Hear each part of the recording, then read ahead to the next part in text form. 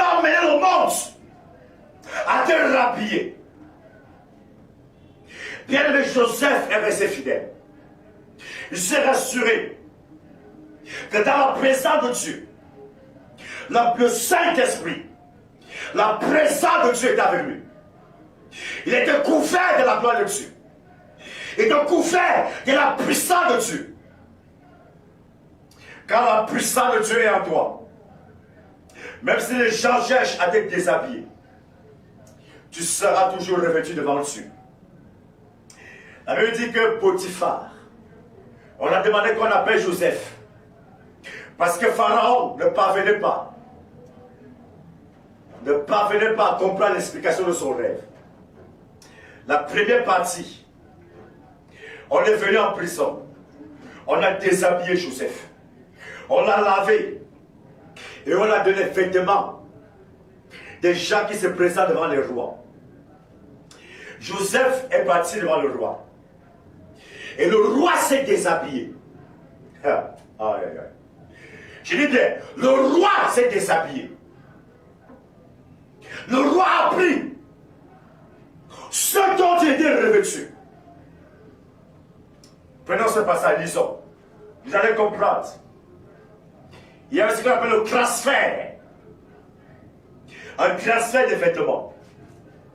Je crois que c'est dans le livre de Genèse chapitre 41.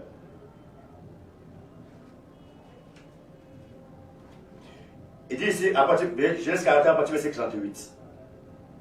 Et Pharaon dit à ses serviteurs, trouvons-nous un homme comme celui-ci, ayant en lui l'esprit de Dieu. C'est ce que je disais. Que en toutes choses, nous devons avoir l'onction de Dieu, la puissance de Dieu en nous. Tant que la présence de Dieu n'est pas en nous, nous aurons du mal à entrer dans son royaume. Nous aurons du mal à porter du fruit. Et Pharaon a reconnu que cet homme a en lui la puissance de Dieu. C'est très intéressant. Il dit, trouverons-nous un homme comme celui-ci, ayant en lui l'esprit de Dieu. Pharaon dit à Joseph, puisque Dieu t'a fait connaître toutes ces choses, il n'y a personne qui soit aussi intelligent, aussi sage que toi. Je t'établis sur ma maison. Il a commencé à le revêtir.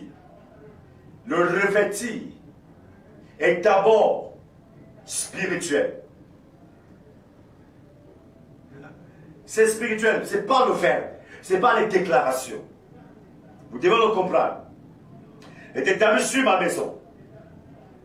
Et tout mon peuple obéira à tes ordres. Le trône seul m'élèvera au-dessus de toi. Pharaon dit à Joseph, voici je te donne le commandement de tout le pays d'Égypte. Pharaon ôta son anneau de la main et il le mit à Joseph. Et il le revêtit d'habits de fin lin et lui mit un collier d'or au cou. Et il le fit monter sur le char qui suivait le sien. Et l'on criait devant lui à genoux. C'est ainsi que Pharaon donna le commandement de tout l'Égypte, du pays d'Égypte, à Joseph. Regardez comment Joseph a été revêtu. Pourquoi? Parce qu'il avait la présence de Dieu. Parce qu'il avait la puissance de Dieu. Là où le serpent a eu Adam et Ève, c'est qu'il a réussi à amener Adam et Ève à se déshabiller spirituellement. À tel point où Dieu lui-même a réussi à fabriquer des feuilles pour couvrir l'homme. Et pourtant l'homme était revêtu avant de la puissance de la gloire de Dieu. Mais maintenant donc, après le péché, l'homme est devenu nu. Voilà ce que dit la Bible. Que Adam et Ève se sont rendus compte qu'ils sont nus. Le serpent les a déshabillés. Combien de serpents t'ont déshabillé? Combien de gens par les Russes ont réussi à te déshabiller? Le serpent avait déshabillé Adam et Ève. Ils ont commencé à se voir nus. Au point où Dieu a fabriqué quelques vêtements et les a couverts. Dieu veut que tu sois revêtu. Dieu veut que tu sois revêtu. Si et seulement si tu renonces à ta vie passée, tu renonces à ta façon de vivre du passé qui est concret au principe établi par Dieu, que tu arrêtes d'écouter la voix du serpent, que tu sors de l'orgueil, de la vanité, de la duperie, de tromperie,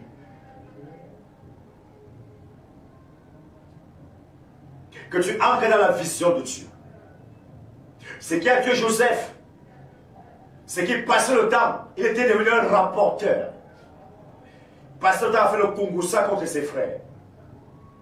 Il a attisé la haine de ses frères contre lui. Apprenons à être des hommes bien. Apprenons à être des hommes qui obéissent au principe de Dieu. Joseph, le grand Joseph, il est tombé, il a été vendu, déshabillé. Si nous voulons être revêtus, de renoncer à notre vie passée, toutes les vies de désordre, toutes les vies qui méprisent, qui imposent le mépris de la personne de Dieu, sortons de cette vie. La deuxième chose, nous nous soumettons au principe établi par Dieu. Nous soumettons à la vision de Dieu. En lisant les Saintes Écritures. En lisant à chaque instant, à chaque moment, la parole de Dieu. Le Seigneur disait aux enfants d'Israël que ce livre de la loi ne s'éloigne pas de ta bouche. Médite le jour et nuit. Et ainsi que tu réussiras. Et ainsi que tu seras revêtu d'un vêtement de gloire. Passons le temps dans la présence de Dieu. Lisons les Saintes Écritures. Elles vont enrichir notre couverture spirituelle. Et ce sont elles qui vont nous protéger spirituellement. La parole de Dieu, la prière, l'intercession, la présence de Dieu. C'est comme ça que Joseph a réussi à rester dans les enseignements bibliques, dans la prière, dans l'intercession, et dans l'espoir que son Dieu agira un jour. Nous devons garder l'espoir. Une confiance radicale et brutale à ce Dieu qu'un jour il se lèvera et qui agira au sujet de nos vies. Permettons à Dieu d'agir. Permettons à ce Dieu d'intervenir dans nos vies. Permettons à ce Dieu de manifester sa gloire et que son règne s'impose dans nos vies. Bien-aimés, que le Seigneur vous bénisse. Que le Seigneur vous bénisse. Je veux prier ce soir que si tu es prêt à t'engager, à refaire confiance au Seigneur, à t'humilier devant Dieu, mets-toi chez nous là où tu te trouves. Demande pardon au Seigneur pour la vie que tu as menée. Elle suffit de désordre. Elle suffit de haine, de méchanceté. Elle suffit de raillerie. Bien-aimé, méfie-toi. Fais tout. Reviens dans les voies de Dieu. Reviens dans les voies de Dieu. Par la foi de la repentance. Seigneur, je prie ce soir que tu entendes la voix de ces hommes, ces femmes qui viennent devant de toi, qui s'humilient devant ta face et devant ta présence, qui implorent ta grâce au sujet de leur vie. Mon Père et mon Roi, ce soir, Je prie que tu nous pardonnes. Je prie pour ta miséricorde. Combien ont violé ton alliance? Combien ont agi comme Joseph? Combien sont au service de Satan au lieu d'être au service du grand Dieu? Combien de nous avions écouté la voix du serpent? Combien de personnes ont écouté la voix du serpent? Ce sont laissés séduire par des gens qui ont écouté la voix du serpent. Père, nous prions que tu nous pardonnes. Père, nous prions que tu nous ramènes à toi. Jésus, ramène-nous à toi. Jésus, ramène-nous dans la fonction première à laquelle tu nous as appelés. Jésus, ramène chacun d'entre nous. Enlève-nous au Dieu d'Abraham de ces prisons, de ces zones d'esclavage, de ces zones négatives dans lesquelles nous sommes plongés. Seigneur, relève-nous.